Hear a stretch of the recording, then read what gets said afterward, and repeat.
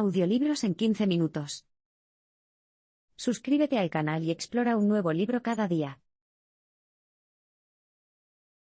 Hollow aprendió el arte del engaño en la escuela mientras intentaba mantenerse al día con sus compañeros adinerados.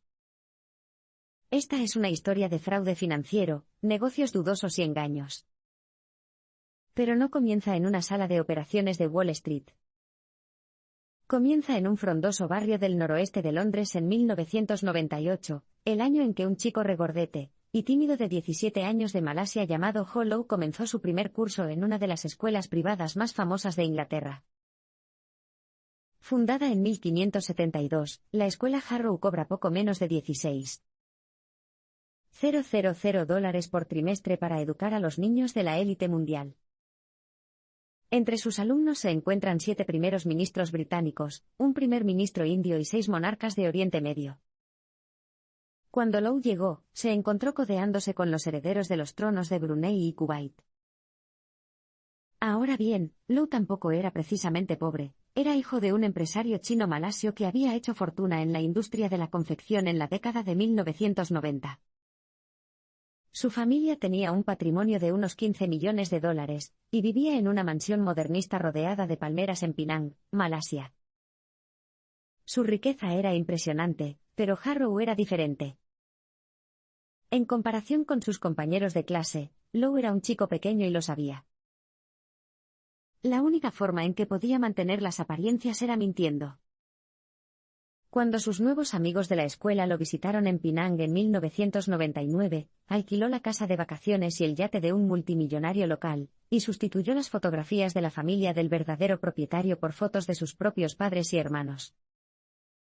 La artimaña funcionó. Muy pronto, sus amigos se refirieron a él como el príncipe de Malasia. Low, que no tenía ningún pedigrí aristocrático, no los corrigió. Ansioso por mejorar sus credenciales, Low comenzó a correr mayores riesgos. En su último año, entró en un exclusivo club nocturno de Londres con una nota escrita en un membrete de la Embajada de Brunei, y pasó la noche de fiesta con jugadores y modelos de fútbol de la Premier League. Pero el comportamiento de Low no era simplemente oportunista, era una consecuencia directa de la cosmovisión moralmente relativista que estaba desarrollando bajo la influencia de sus compañeros de clase. Uno de ellos, Riza Aziz, era el hijastro del infame y corrupto ministro de Defensa de Malasia, Najib Razak. Low estaba fascinado por lo que su amigo le contó sobre Najib, especialmente por su hábito de conceder licencias a cambio de sobornos. Fue una revelación: si todo el mundo estaba en apuros, ¿por qué no se quedaría él también con su parte? Ya había aprendido que el poder y el prestigio, por falsos que fueran, abrían puertas. Todo lo que necesitaba ahora era una oportunidad. Tras graduarse en 2000, Low se dirigió a los Estados Unidos en busca de uno. Las consecuencias del atraco a 1MDB provocaron un terremoto político en Malasia, pero Low sigue prófugo. La noticia del robo de Low provocó una guerra civil en el partido gobernante UMNO. Una facción reformista dirigida por el ex primer ministro Mahathir Mohamad pidió la renuncia de Najib, y una amplia investigación sobre el escándalo de la 1MDB.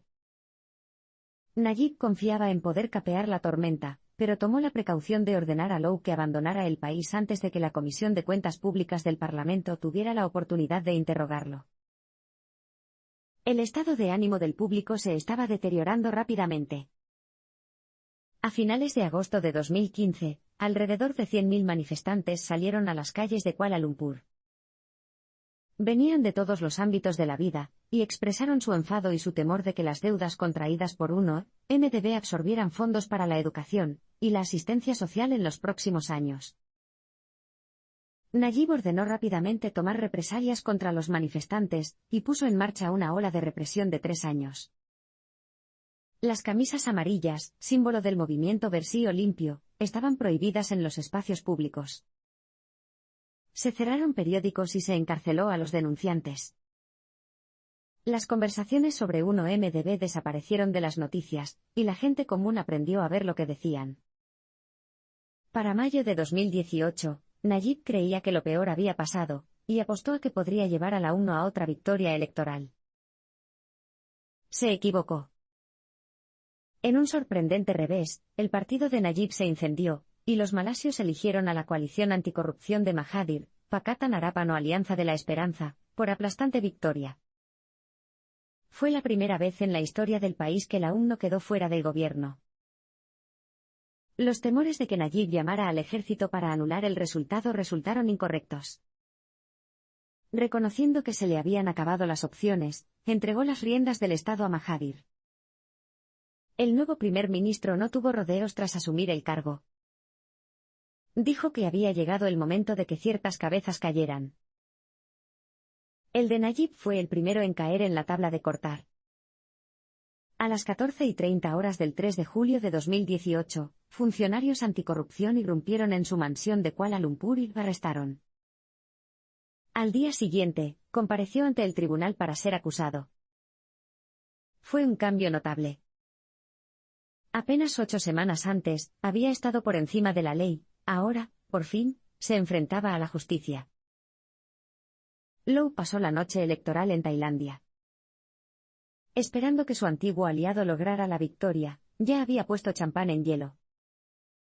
En cambio, se encontró analizando una orden de extradición. El juego terminó y abordó un avión con destino a Macao, China.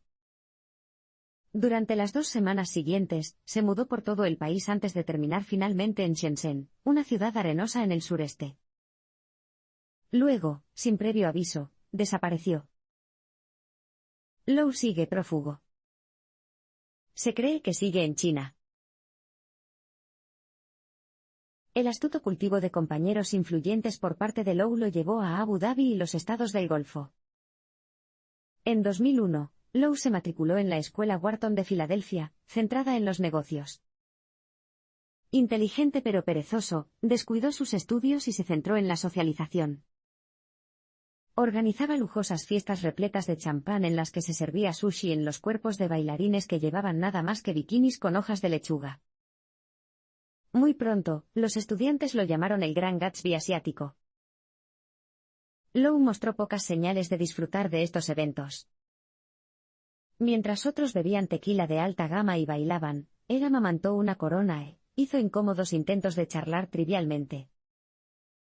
Pero ir de fiesta no era una actividad de ocio para él, sino una inversión calculada patrocinada por su padre, Larry, un escalador social que conocía el valor de las conexiones. Larry también comprendió que Wharton, al igual que Harrow, brindaba la oportunidad de establecer contactos con los niños de las familias más poderosas del mundo. Regularmente transfería fondos a su hijo para facilitarlo. Howe usó los fondos para alquilar limusinas para ir a jugar los fines de semana. Lo acompañaban compañeros a quienes había seleccionado por su riqueza y sus conexiones potencialmente beneficiosas. En las mesas de ruleta, Low hacía su parte, gastando casualmente cientos de miles de dólares. Esto creó la impresión que pretendía, que tenía dinero para gastar. Uno de sus principales objetivos era Hamad al-Wazan, hijo de un magnate de la construcción kuwaití. Low vio a Wazan como su billete de entrada a un grupo de familias acaudaladas e influyentes de Oriente Medio. En 2003, Low se unió a Wazan en un viaje por los estados del Golfo. Para el otoño de ese año, Low estaba en los Emiratos Árabes Unidos, EAU. Al cenar en un caro restaurante de pescado en Abu Dhabi con vistas al Golfo Pérsico, estaba a tiro de piedra del Palacio de los Emiratos, un hotel de lujo de $3.000 millones que simbolizaba el deslumbrante futuro de la ciudad. Low había convencido a Wazan de concertar una reunión con Yusef Al-Otaiba, un asesor político encantador e inteligente entre cuyos clientes se encontraba Mohammed bin Zayed Al Nahyan, el príncipe heredero de los Emiratos Árabes Unidos. Al igual que Low, Otaiba se codeaba con los ricos y poderosos, pero carecía de medios propios. Se dedicaba a vender wasta, el término árabe para conexiones. Otaiba y Low se llevaron bien al instante. Ambos hombres tenían grandes ambiciones pero poca experiencia empresarial real. Mientras hablaban esa tarde, se pusieron en marcha un atrevido plan que terminaría en uno de los mayores atracos del siglo. Low utilizó sus contactos en el Golfo para darse a conocer como negociador en Malasia. Si hubiera querido conocer a los principales actores de los Emiratos a principios de la década de 2000, el nombre de Khaldoon Khalifa al-Mubarak habría estado en lo más alto de su lista de personas conocidas. Al igual que Otaiba, Mubarak estaba estrechamente relacionado con la familia real. Pero tenía otra cuerda en su arco. Mubarak tenía acceso al dinero, a montones. Como director de Mubadala, una sociedad de inversión estatal o fondo soberano creado en 2002, controlaba 3.500 millones de dólares cuando Lowe lo conoció. La idea detrás del fondo era simple: pedir préstamos con cargo a los futuros ingresos petroleros de los Emiratos Árabes Unidos, y utilizar ese efectivo para diversificar la economía mediante la inversión en nuevos sectores, como la tecnología y el sector inmobiliario. Tener a Mubarak en su agenda de contactos le dio a Lowe su primera gran oportunidad. Pero antes de llegar a eso, retrocedamos un poco. Tras graduarse en Wharton en 2005, Lowe fundó su propia empresa, Winton, un medio para que los habitantes de Oriente Medio invirtieran en Malasia. Winton tenía su sede en Petronas Towers, la dirección más cara de la capital de Malasia, Kuala Lumpur. Sin embargo, el negocio iba lento. Los intentos de congraciarse con posibles socios habían fracasado y las deudas de Lowe estaban aumentando. Todo eso prometía cambiar en 2007. El Fondo Soberano Malasio Khazanah Nasional buscaba socios para invertir en Iskandar, una zona económica especial cerca de la frontera entre Malasia y Singapur diseñada para fomentar la inversión. Lowe envió un correo electrónico a su contacto en el Golfo, Otaiba, quien a su vez contactó con Mubarak. Días después, Lowe presentó a Khazanah una oferta de inversión de $500 millones. ¿La fuente? Mubadala. El acuerdo con Iskandar siguió adelante, pero Lowe no se ganó los aplausos. ¿Recuerdas a Najib Razak, el político malasio de cuyo hijastro Lowe se había hecho amigo en Londres? Bueno, Lowe decidió dejar que se llevara el crédito por el trato. Najib, un político ambicioso que aspiraba a ser primer ministro, no pudo resistirse a la oportunidad de pulir sus credenciales ante el electorado. Fue un golpe maestro táctico. Lowe no solo se había establecido como un actor global con un historial comprobado de intermediación de grandes negocios, sino que también se había ganado un poderoso aliado en su país de origen. Había un inconveniente: Khazanah se había negado a pagar a Lowe por cerrar el trato. Furioso, Lowe decidió no volver a dejarse cortar de esa manera. El próximo acuerdo que supervisó sería muy diferente.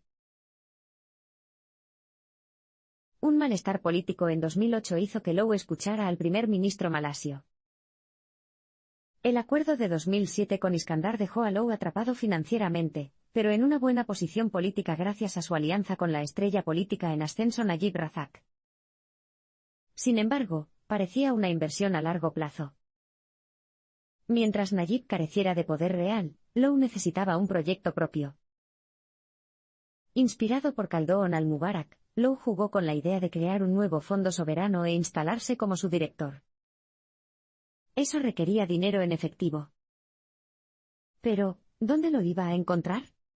Entra en escena el sultán Mizan Zainal Abidin, el gobernante de Terengganu, uno de los 13 estados semiautónomos de Malasia. Situado en el noreste del país, cerca de la frontera con Tailandia, el estado era rico en petróleo y controlaba sus propias finanzas. Aún mejor, Lowe tenía una relación con Mizan. Su hermana era miembro de la junta directiva de una de las empresas de construcción que participaban en el proyecto Iskandar. Mizan se mostró escéptico ante la propuesta de Lowe de establecer un fondo para pedir dinero prestado en los mercados internacionales a cambio de los posibles ingresos petroleros de Terengganu. Lowe lo convenció al involucrar a Tim Leissner, un banquero de lengua miel nacido en Alemania, y reconocido negociador de Goldman Sachs en Asia. Juntos, convencieron a Mizan de poner a Lowe a cargo de $400 millones en bonos respaldados por los futuros ingresos petroleros del Estado. Lowe estaba a punto de conseguir todo lo que quería: dinero, poder, prestigio.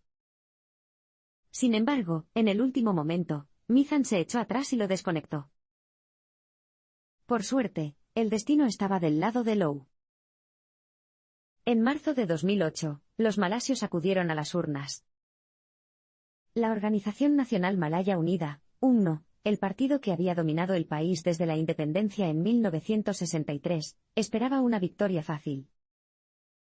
Se llevarían una sorpresa. Hartos de ser tratados como ciudadanos de segunda clase, los votantes de etnia india y china acudieron en masa a votar por el Partido de la Justicia Popular, de centro-izquierda. La UMNO evitó por poco la derrota, pero los principales políticos del partido se asustaron. Desesperados por conservar el poder, encabezaron un proyecto de renovación.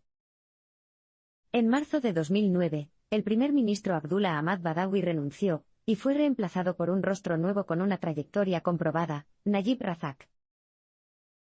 Las cosas habían cambiado y, de repente, Low estaba sentada guapa. Najib necesitaba dinero para recuperar la débil popularidad de la UMNO, y Low estaba en una posición ideal para dárselo.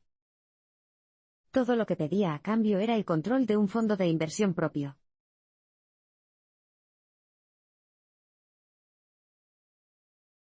Low comenzó a conspirar para debilitar el nuevo Fondo Soberano de Malasia en cuestión de meses. Cuando Najib Razak se convirtió en primer ministro de Malasia en 2009, tenía dos objetivos. En primer lugar, quería restaurar la credibilidad de la UMNO. En segundo lugar, quería modernizar Malasia y ponerse al día con los tigres asiáticos, naciones como Singapur y Taiwán, cuyas economías habían prosperado entre las décadas de 1960 y 1990. Ambos proyectos requerían dinero. Low convenció a Najib de que solo había una fuente creíble de inversión, Oriente Medio, y que solo había un hombre que podía hacerlo realidad, él mismo. Unos meses después de asumir el cargo, Najib anunció la creación de un fondo soberano llamado UNO Malaysia Development Berhad o UNO MDB con $400 millones en bonos a su nombre. Najib era el presidente oficial, pero sería Low, a quien no se mencionaba en la documentación oficial, quien movía los hilos. El objetivo aparente de UNO MDB era recaudar dinero en el Golfo, y canalizarlo hacia proyectos que proporcionaran energía verde a Malasia, impulsaran su industria turística y crearan empleos de alta calidad para malasios de todos los orígenes étnicos, de ahí el eslogan UNO Malaysia.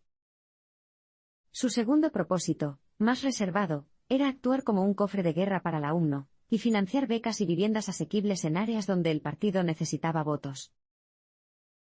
En lo que respecta a Najib, era un trato en el que todos ganaban. Pero como todo lo que suena demasiado bueno para ser verdad, no lo fue, la creación de UNO MDB no fue más que el escenario para el audaz atraco de Low. En agosto de 2009, Low recurrió a un viejo truco, alquiló un yate de lujo, cambió las fotografías de los aparadores y fingió que pertenecía a otra persona. Esta vez, sin embargo, no se suponía que fuera su barco sino el de un importante miembro de la realeza saudí, el príncipe Turki bin Abdullah. Low y Turki invitaron a Najib a un viaje a la Riviera Francesa. Fue allí donde Turki habló al primer ministro sobre su negocio, PetroSaudi International. Creada a principios de la década de 2000, afirmó especializarse en la perforación petrolera. En realidad, era una tapadera para que Turki, un miembro de la realeza menor con poca influencia real, aprovechara el valor de su apellido. Turki y Low presentaron a Najib las líneas generales de una posible asociación entre PetroSaudi y UNO MDB. La primera pondría sobre la mesa los derechos sobre los depósitos de petróleo en Argentina y Turkmenistán valorados en $500 millones, mientras que UNO MDB invertiría $1.000 millones en efectivo. Najib estuvo de acuerdo. Low había dado en el clavo. Low llevó a cabo su atraco con la ayuda de un sistema bancario flexible y de expertos en oferta. Low utilizó su posición como jefe no oficial de UNO MDB para llenar la empresa con sus compinches y socios. Su puesta en marcha era vital para la segunda etapa de su plan de explotar esta mina de oro de Malasia. A principios de septiembre de 2009, Low creó una cuenta de empresa conjunta con PSI, el banco privado suizo que gestionaba las cuentas de PetroSaudi. Pero había un problema. Cuando Lowe viajó a Ginebra para reunirse con los administradores de cuentas de PSI, y les explicó que se quedaría con una parte del pago de $1.000 millones que estaba a punto de transferirse desde Malasia, se opusieron. No es de extrañar, en lo que respecta al banco, Lowe no estaba relacionado con el acuerdo de ninguna manera formal. Un sistema financiero con una mejor regulación podría haber puesto fin al plan de Lowe. Sin embargo, la banca del mundo real se autocontrola en gran medida. Si una institución se niega a tocar su dinero sospechoso, todo lo que tiene que hacer es comparar precios hasta que encuentre una que lo haga. En el caso de Lowe, ese banco era JP Morgan Swiss. El siguiente paso fue encontrar un experto dócil que verificara los activos petroleros de PetroSaudi. Lowe contrató a Edward Morse, un analista energético independiente cuyo período en el Departamento de Estado de los Estados Unidos le dio un aire de autoridad. A cambio de $100,000, confirmó que PetroSaudi poseía concesiones petroleras en Argentina y Turkmenistán, contratos que le otorgaban el derecho a extraer petróleo por un valor de $2.500 millones. Lo que no mencionó fue que la mayor parte de ese petróleo estaba bajo el mar Caspio, y que Azerbaiyán impugnaba su pretensión por parte de Turkmenistán. Al no poder quedarse con una parte, Lowe organizó un pago extraño de $700 millones de 1MDB a otra cuenta suiza supuestamente propiedad de PetroSaudi. Esto estaba marcado como el reembolso de un préstamo, pero nadie se molestó en comprobar si tal préstamo existía. Si lo hubieran hecho, se habrían dado cuenta de que el préstamo era anterior a 1MDB y a la empresa conjunta de PetroSaudi. El 26 de septiembre, la junta directiva recién constituida de 1MDB presionó el botón, y transfirió $1.000 millones a la empresa conjunta.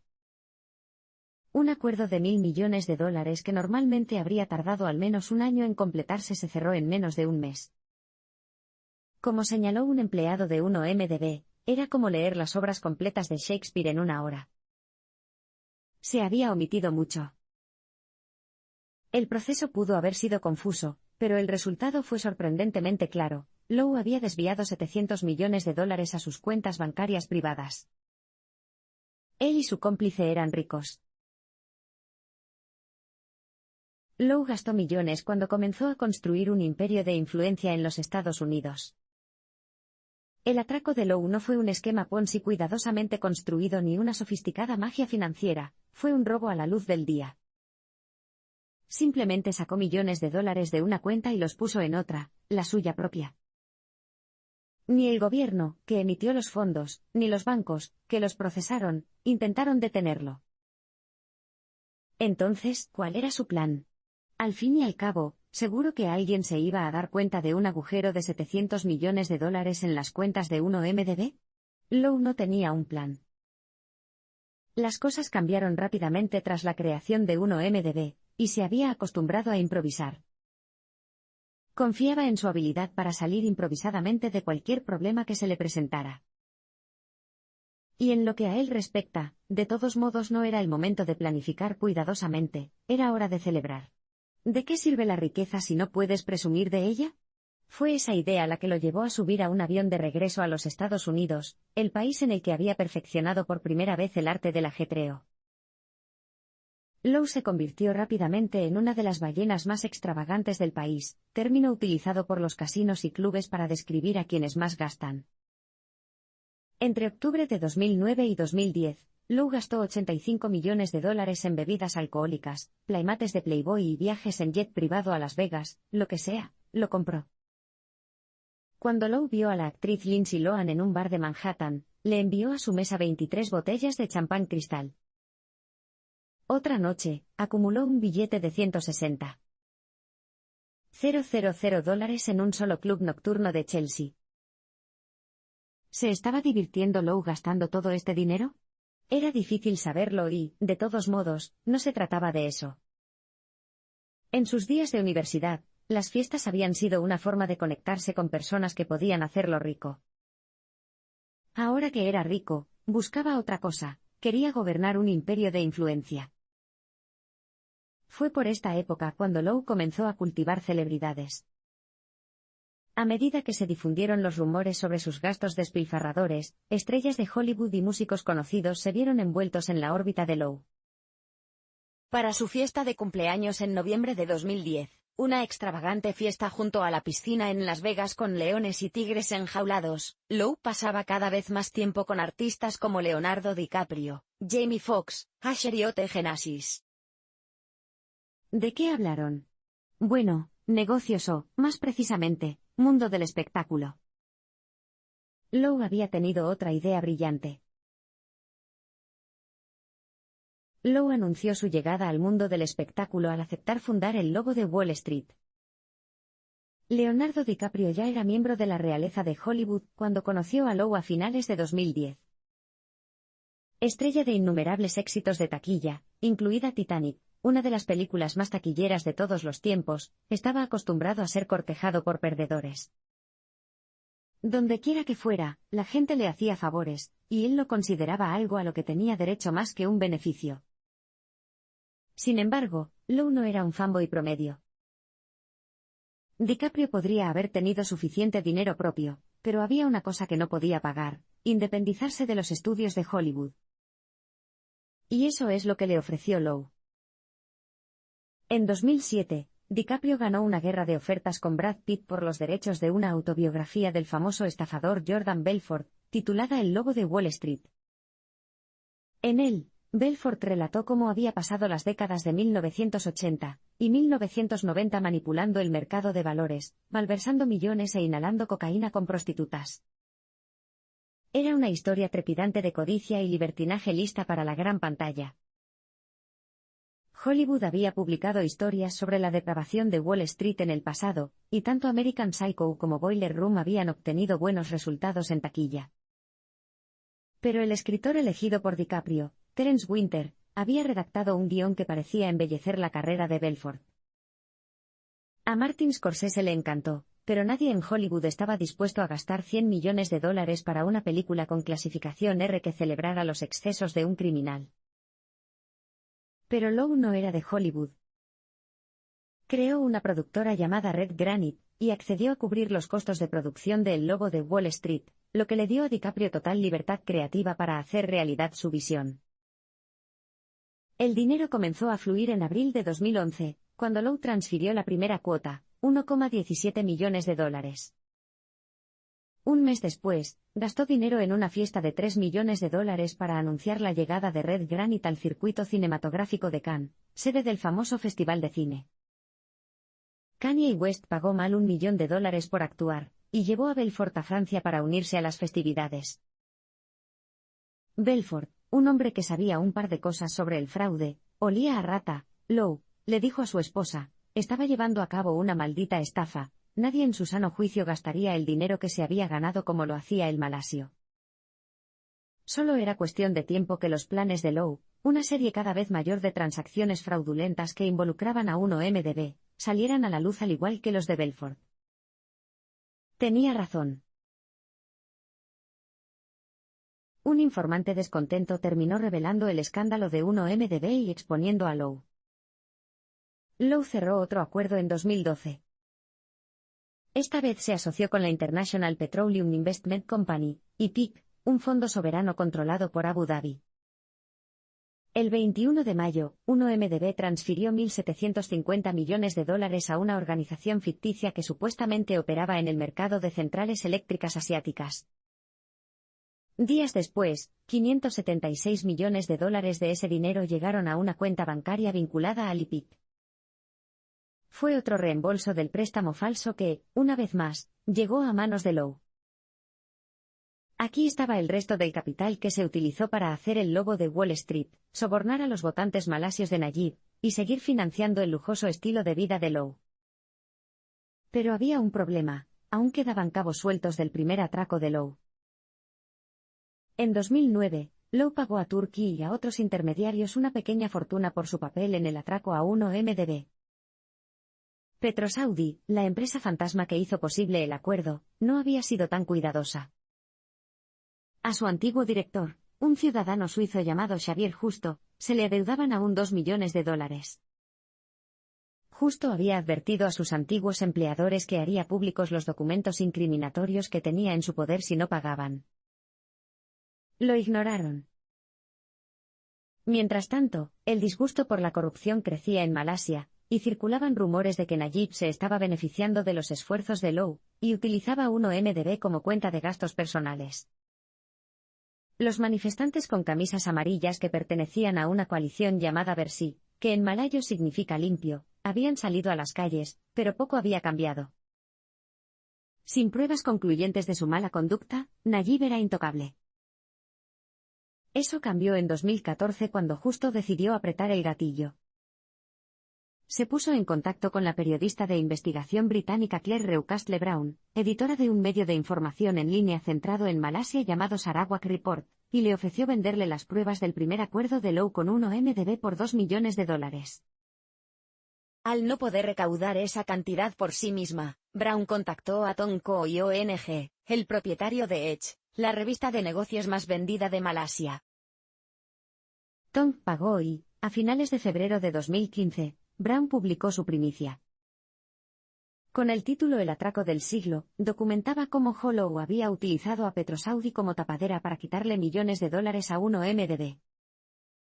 Al otro lado del mundo, una exclusiva del New York Times detallaba cómo Low había actuado como agente no oficial de Najib en los Estados Unidos, y había adquirido innumerables propiedades de lujo para el primer ministro. Todo estaba escrito, la audaz carrera de Low como estafador mundial estaba llegando a su fin.